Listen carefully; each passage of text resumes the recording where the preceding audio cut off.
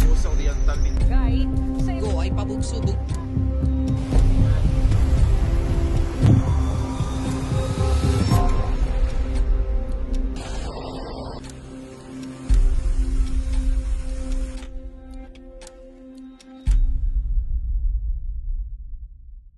Welcome to Oriental Mindoro, a province full of culture, tradition, and stunning natural wonders. The oldest town in Oriental Mindoro, ang bayan ng Baco. It is home to Infinity Farm, closer to nature, closer to God. Tingnan niyo naman ang amazing landscape ng resort na ito. And wait, meron pa! Ang Tagbuangan Resort with its breathtaking waterfall. And last is Tubay River. The chill sound of its rapid, parang ayaw mo nang umalis dito.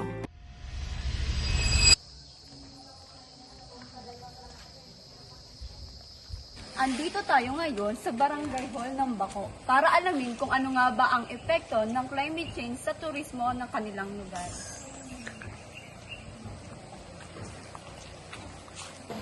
Magandang umaga po. Maaari po ba namin kayong interview? So, ang aming pong topic is about po sa climate change na nakaka-apekto po sa turismo. Ano po yung mga pangunahing dahilan ng pagbaha sa inyong lugar? Kung dahil po ba sa ilog, drainage, basura o ulan po? Number one na nga dito ay yung sa ulan din. Kasi lalo't yung ating ilog dyan ay mababaw na naako dito sa Kabahay. Sa tingin niyo po, malaki po ba ang naging epekto ng climate change sa atin pong lugar na nagiging sanhi po ng malakas na pag-ulan at pagbaha po na nakaka-apekto po sa ating lugar po dito? Malaki talaga ang apekto niya, lalo sa kabuhayan ng mga mamamayan natin. Hindi naman tayo pamilyar na talaga dito ang kabuhayan ng magsasaka. Sila ang unang-unang nagiging apektado ng pagbaha talaga.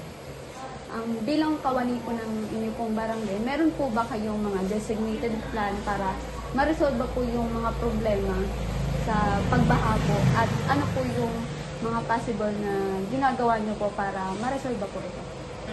Unang-una po, yung bago pa po sumapit yung halimbawa yung kalamidad, inaabisahan na po kami sa pangunan ng aming kapitan at ng mga kagawad na yung pong nasa mga bababang lugar na maaaring maapektuhan ng pagbaha ay kung maaari lumipat na po sa mga evacuation natin na lugar. May mga registered evacuation po tayo dito sa Barangay Mangangan Uno at saka po iniiwasan na po yung sa oras ng pagbabaha na huwag na po silang lilikas po.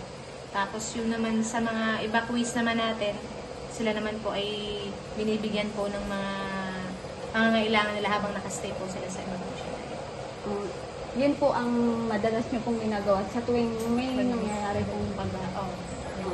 Tapos pagbaha naman, yun, agad-agad namang silang bibisita sa Persako para kamustahin yung kanilang pasityo. Kung sino yung apektado, sino pa yung kailangan ng tulong para anuhan sila. Yun ang ginagawa namin. Karaniwan, kadalasan lalo. Ngayon, mag-River months na. Yan na yun, simula na naman yan. Buong hanggang December na naasahan mo na ganyan na naman yung kalakaran dito. Bilang kawani po, meron po ba kayong napapansin na nagiging apektado po yung mga turismo o yung mga bumibisita po dito kapag merong mga kalamidad tulad ng pagbaha? Oo, meron na apektuhan. Katulad po nun sa ating turismo naman, yung mga registered nating mga resort, katulad Infinity, tsaka yung mga panasisimula na maliliit na ilog na dyan na may rehistradong resort. Naapektuhan sila, nababawasan yung taong bumibisita dito, tapos yung mga proyekto nang nagpupunta sa barangay, na-interrupt dahil nakaka-epekto yung pagbaha dun sa dapat ay ganung araw ng paggawa na lilimitahan talaga. Nakaka-epekto talaga sa kabuuan ng gawain ng barangay. Sa kalatan na yun, malaki talaga ang malaki ang nadudulot ng tagulan ng pagbaha dito sa atin. Salamat po sa inyong paanyaya. Yan lang po. Salamat din. Ngayon naman ay matutunghayan natin ang isang interview sa isa sa mga residente ng Baco. Magandang umaga po, Ma'am. Ani po. Sa mga nararanasan nyo pong pagbaha nitong mga nakaraang taon, buwan at araw, sa palagay nyo po, ano po ang kahalagahan po ng pagtatanim po ng mga puno para maiwasan ang climate change sa inyo pong lugar? para ito po magiging sangga din ng pagbaha dito sa amin na para po yung mga parting mababang lugar ay hindi po aabutin ng tubig. Madalas po ba kayong nakakaranas ng pagbaha? Tuwing panahon ng tig-ulan po, talagang binabaha dito. Malaki po ba ang naging epekto nito sa inyo pong pamilya, sa kabuhayan po? Opo, dahil ang aming tulad ng aming palayan, laging binabaha, paulit-ulit kami nagtatanim. Opo. Dahil sa sobrang laki ng baha nga dito banda sa aming lugar na ito. Sa palagay niyo po, may ginagawa po ba ang inyong barangay para makatulong po sa inyo? Meron naman po pero minsan hindi nagiging sapat dahil nga po sa siguro sa mga project na hindi na tatapos. Tapos yun, tulad ng mga may kanal din sa tabi namin na lagi talagang dinadaanan ng malaking tubig. So, yun po. Marami pong salamat sa inyong paunlak. So, yun po ang kanyang mga sagot sa ating mga katanungan. So, good afternoon po, Sir Bong. Isa po ang tagapagmana ng snack bar sa kilala po dito bilang dinadayo po ng marami. So, bilang isang owner po, papasok po yung topic namin about climate change and its effect on tourism. So, bilang owner po, ano po kaya ang mga nagiging sanhi ng or nagiging cause po or effect ng pagbaha po na naka-affect po sa inyo pong business?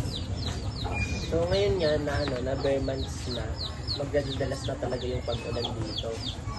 Tapos, kilala yung barangay namin na kaunting ulan, bumabaha na rin agad. Kaya, yun yung nagiging apekto ngayon sa business namin na hindi na masyado siyang pinupuntahan dahil nga sa kaunting pag-ulan, bumabaha agad. So, bilang business owner po and isa po sa residente ng Baco, so ano po kaya ang possible or maaaring niyong gawin para mas maging safe or mas mabawasan po yung pagbaha na kaya niyo pong gawin as individual, as community, and as a resident po? So, bukod sa pagiging owner nitong tagapagmana snack bar, so ako ay member din ng Sangguniang Kabataan. Kaya, isa sa mga solution na naiisip namin is magkaroon ng mga tree planting dito sa may mga tabing ilog o pati na rin sa mga So, yun lang po ang aming mga katanungan. So, maraming salamat po. Thank you. Thank you po.